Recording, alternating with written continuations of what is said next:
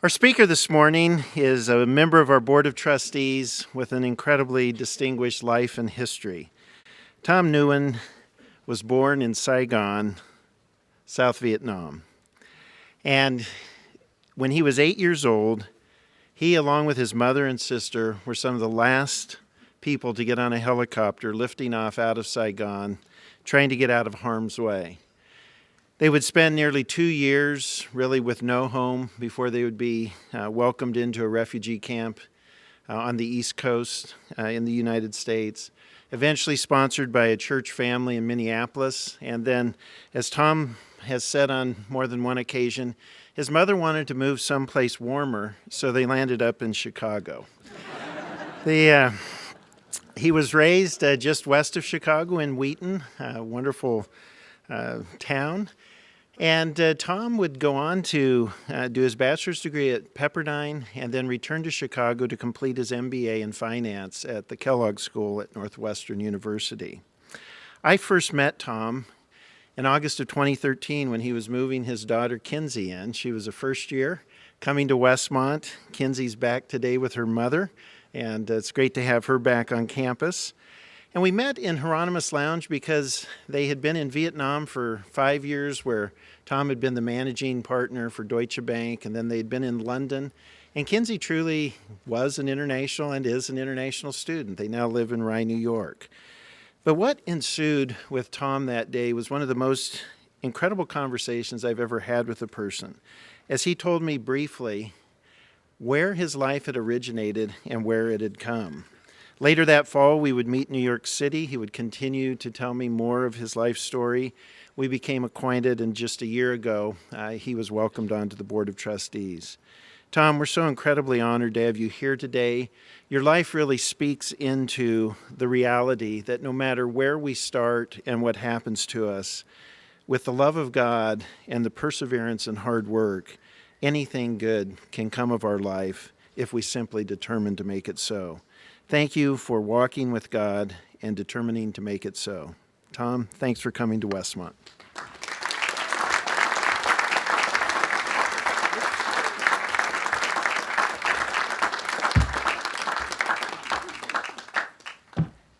I'm tall. I love being tall. Thank you, Gail, for the kind and generous introduction there, and Peter and my fellow board members, I thank you for allowing me to represent you today. Greetings to our distinguished faculty members and our executive team for shepherding another wonderful, bright group of students into the world. Parents, grandparents, family and friends, secret admirers, I thank each of you for traveling so far and wide to come here and spend the day with us. But above all, I want to start by celebrating the class of 2018.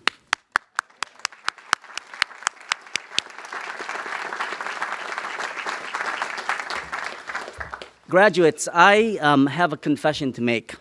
When President Beebe and I met a few months ago in New York for our annual New York steak dinner, I was totally caught off guard when he asked me if I would consider giving this year's commencement address.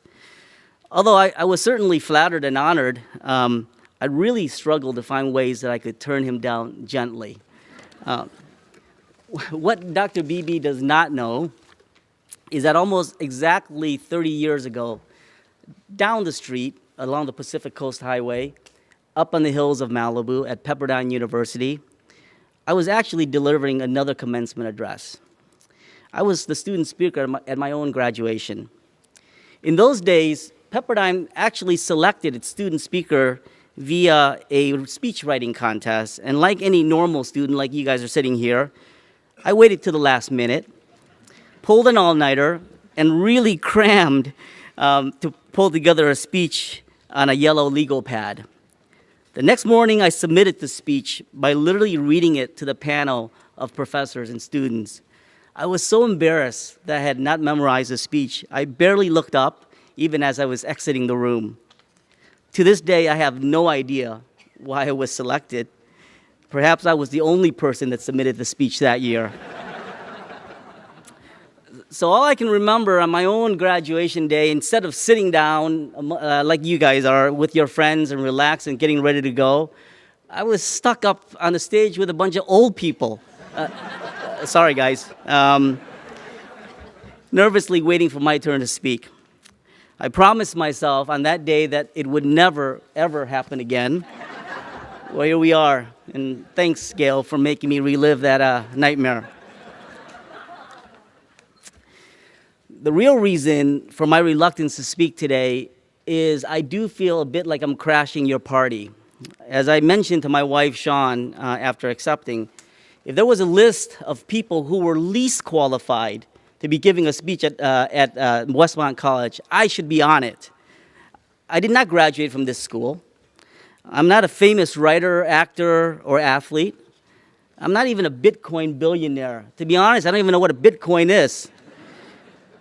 I've never been on a reality TV show, and I'm really not even qualified to run for the President of the United States, especially because I don't have a Twitter account.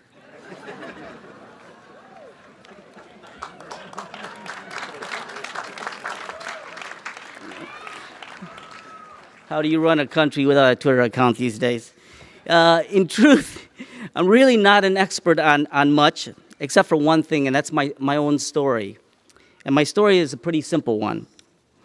You see, I was born in 1967 in Saigon, Vietnam. Our Golden Warriors, who are here with us and celebrating their 50th year, actually sat in your seats in 1968. They should be able to tell you that I was born at the peak of the Vietnam War. My dad was a high-ranking officer in the South Vietnamese Army, and my mom worked for the American Embassy. Importantly, I was born into a Christian family in a predominantly Buddhist country. My grandparents, who I never met, were Protestant missionaries.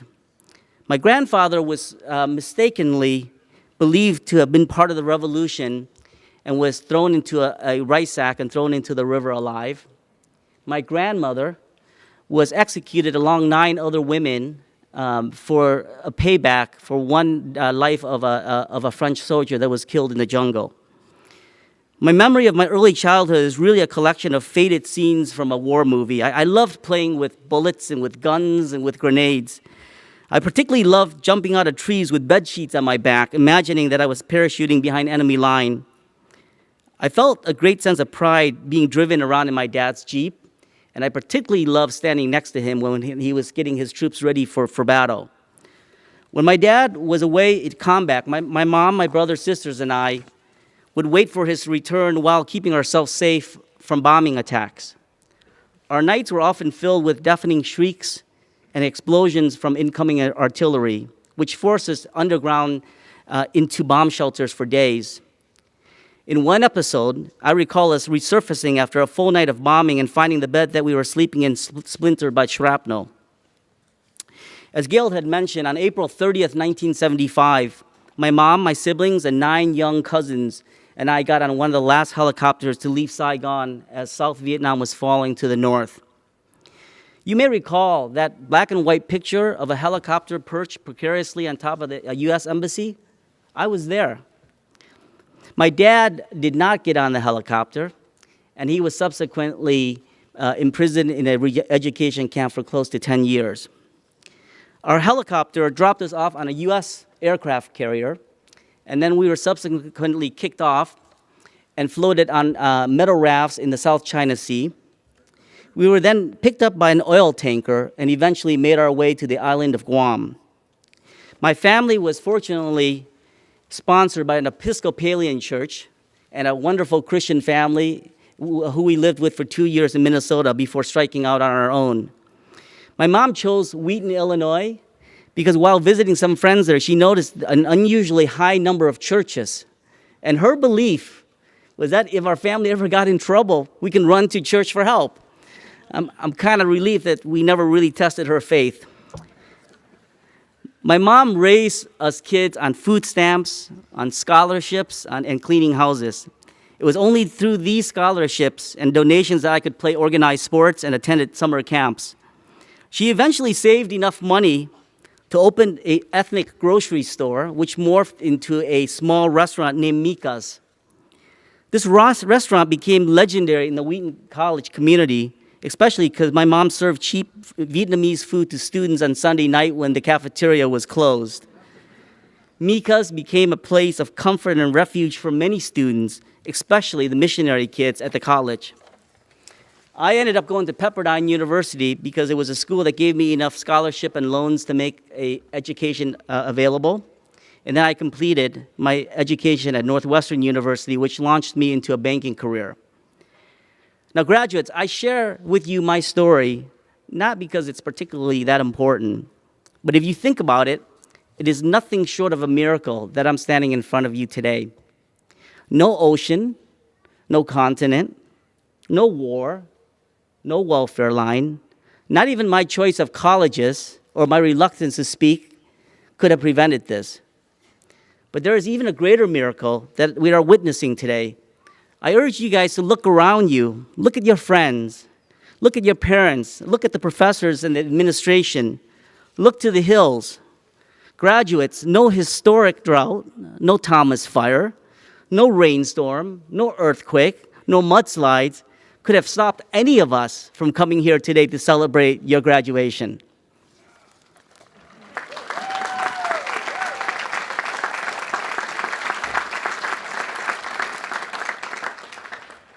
As James reminds us in chapter 4, verses 13 to 15, now listen, you who say today or tomorrow we will go to this or that city, spend a year there, carry on business, and make money. Why? You do not even know what will happen tomorrow. Why do you not even, what is your life? You are a mist that appears for a little while and then vanishes. Instead, you ought to say, if it's the Lord's will, we will live and do this and that. Graduates, there is so much beyond our control, but from my own experience, through my very own eyes, I have no choice but to believe that miracles do happen, and each of you can achieve and experience things even beyond your own imagination, as long as it's in His will. Today, I particularly urge you to embrace uncertainties, cherish the preciousness of your lives, do not take these daily miracles for granted, and allow Him to do His great work and His great will in everything that you do. Now, every graduating class faces its own unique challenges and struggles. My friends and I entered the workforce just right as the U.S. and its allies kicked off Operation Desert Storm. Almost every company that was scheduled to interview students at Pepperdine that spring canceled their recruiting plans. Few of us got jobs. My first job was for a role I did not want, for a company I did not know anything about, in an industry I did not care about. Your class, your generation, my own children, have a particularly unique challenge, which I will refer to as Insta-perfection. Through Instagram, through Facebook, through Snapchat, through WeChat, if you use the Chinese app, and a myriad of other social media platforms, you are constantly bombarded with images of people who seem to have perfect lives, perfect bodies, perfect teeth, perfect hair, great jobs, amazing relationships. They all seem to have more likes and followers than it is mathematically possible. Everyone but you seem to be swinging for the fences and hitting home runs. Graduates, let me be one of the few people to urge you to step up to the plate today and bunt.